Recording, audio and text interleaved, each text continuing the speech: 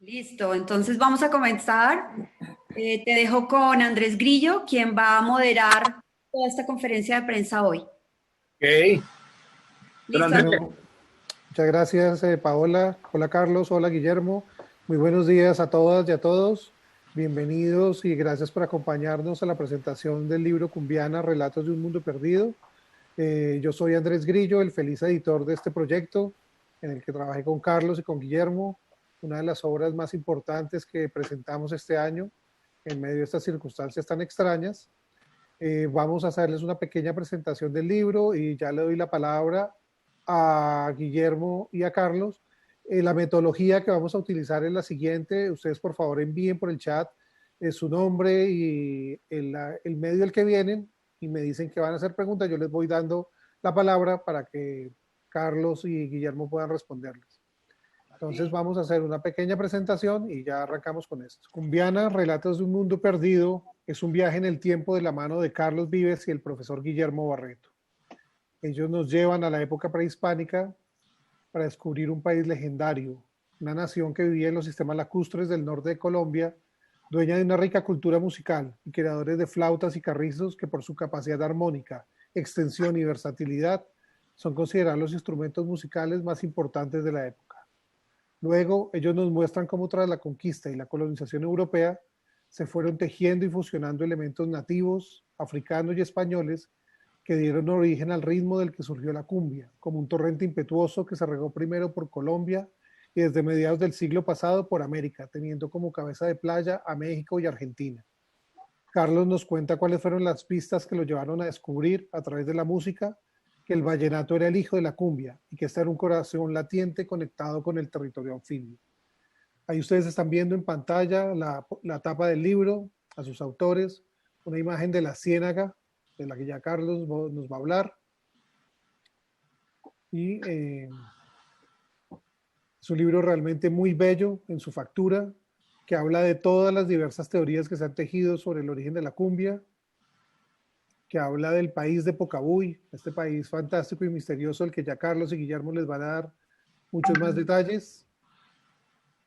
Viene con ilustraciones, con imágenes, con fotos del año 93, de cuando Carlos lanzó La Gota Fría, porque es un disco el que ya también les va a explicar.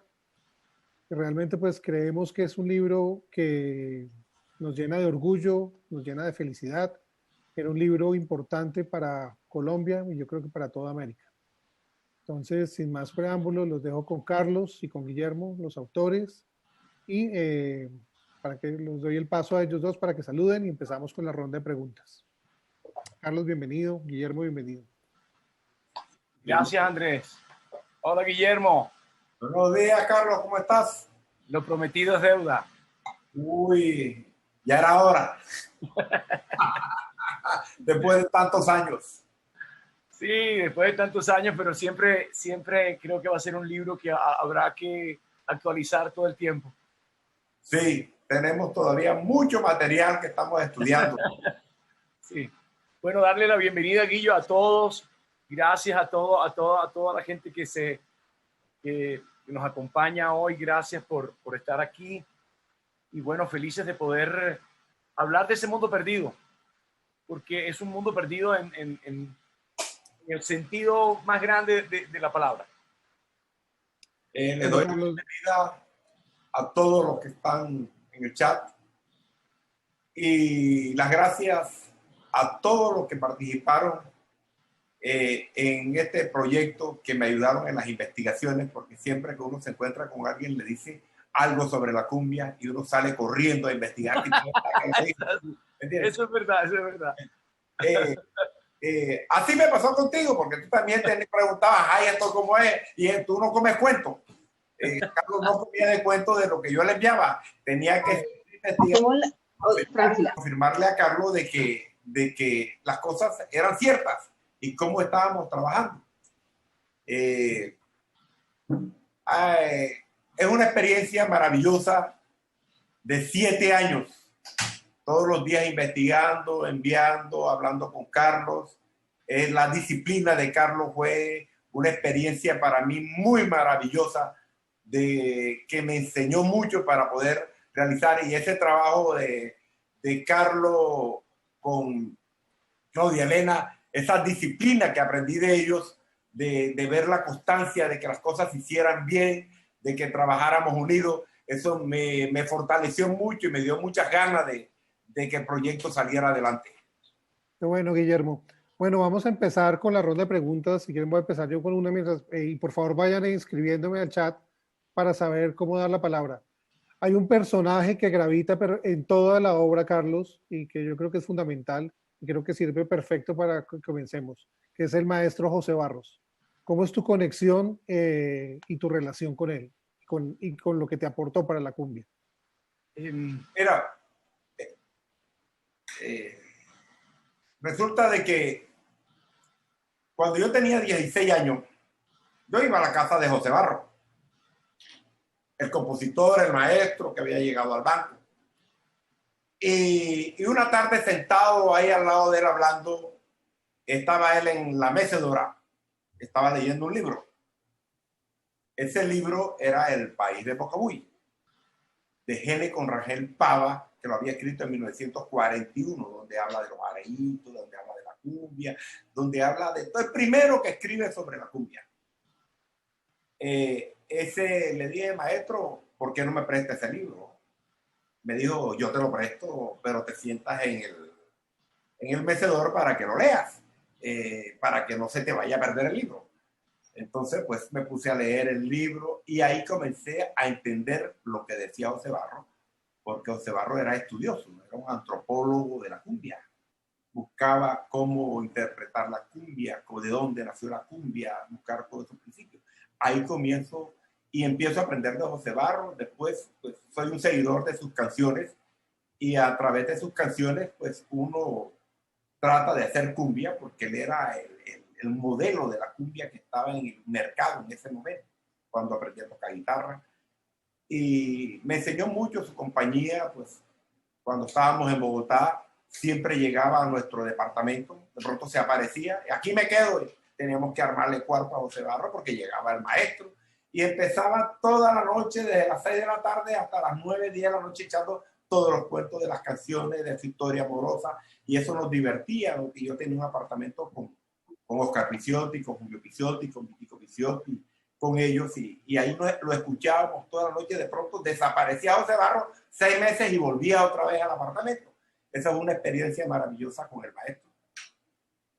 Carlos, ¿y tú, tu relación con el maestro José Barros? Es como la de todos los colombianos. Fundamentalmente lo conocimos a través de la televisión, a través de las canciones más famosas en el colegio. Nos enseñaban a cantar, nos enseñaban la piragua, sus canciones, El Pescador. Los íconos de la cumbia, por supuesto, nos llegaron por la radio, nos llegó por la televisión.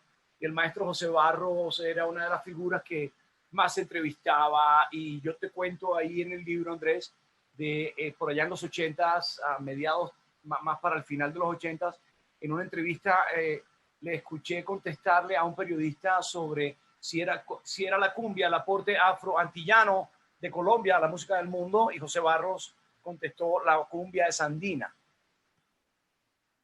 Entonces, cuando dijo la cumbia es andina, era algo que rivalizaba contra todo lo que se nos había quedado de la cumbia, o lo que empezamos a repetir que era la cumbia. Cuando el maestro dijo era andina, fue algo que yo no entendía al principio, porque la historia que más se ha quedado cuando contamos la historia de la cumbia y los relatos que más encontramos en el internet, también una de las razones por las cuales nos motivamos a escribir el libro, era que se había ido perdiendo el verdadero origen de la cumbia. Digamos que hemos tenido claro la importancia de la cultura nativa americana, la importancia de la cultura africana y por supuesto de la cultura europea, la cultura española en esa fusión de cosas. Eso lo hemos dicho y lo hemos repetido muchas veces, pero nunca realmente entendimos lo complejo realmente de esa misma teoría, lo complejo, lo profundo, y descubrimos un poco que en nuestro complejo histórico con lo indígena, con lo originalmente americano, habíamos dejado perder, por eso yo llamo un mundo perdido, la verdadera historia de la cumbia. Y habíamos perdido esa historia realmente que estaba allí, así como se perdió el río, así como se han ido perdiendo las ciénagas, así como se fueron perdiendo las principales, los municipios, los pueblos y las ciudades que crecieron a orilla del río y a orilla de las ciénagas. Ese mundo lo fuimos perdiendo. Y hoy repetimos incluso lo que nos han dicho de afuera sobre lo que es la cumbia. Nosotros aquí lo seguimos repitiendo y lo decimos porque además siempre estuvimos esperando a ver qué decían allá afuera de quién éramos nosotros o realmente que éramos nosotros. Y con la cumbia se dio, ¿no? Entonces, fundamentalmente, José Barros fue un personaje para los colombianos muy querido, de los que después llegamos a trabajar a la televisión y llegamos a trabajar un poco la música. Tuvimos la oportunidad de compartir con él, de conocerlo y de verlo. Y si lo vemos a él en su fisionomía, en su forma de hablar, y por supuesto entendemos mucho más sus canciones, pero si lo vemos nos damos cuenta que él viene de ese país, Chimila, que él es un directo doliente, ese pescador, porque él es pescador, como dice sus hijos. Él es un pescador del banco y tiene esa herencia. Por eso lo dijo con tanto orgullo, y hay que saber interpretarlo cuando dijo que la cumbia era andina, porque lo que está diciendo es que la cumbia es indígena. Y tanto en las montañas como en las grandes ciénagas estaban los territorios de esa cultura ancestral que ya aparece en las crónicas de India mucho antes de la llegada de la cultura africana. Ya hay características muy bien definidas de esas ceremonias, de esos areitos que hablábamos, Andrés, que se describen, y ya tú puedes empezar a ver el origen de esa cumbiamba.